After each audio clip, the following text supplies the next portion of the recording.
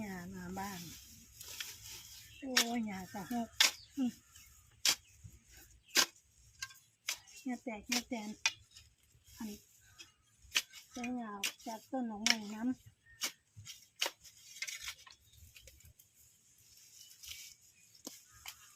อันนี้เขาเอิ้นต้นอันหยังนี่หันปันบ้านก็บ่รู้คือกันอันนี้สร้างเขาต้นกินได้ผมเหงาใหญ่ครับโอ้ยอดพักตังใช่ยอดพักตังคือได้แล้ว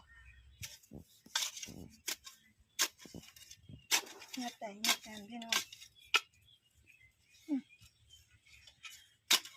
ผมต้นหมกพริกก่อนโอ้ต้นหมกเขียเอาไปเลือกถือ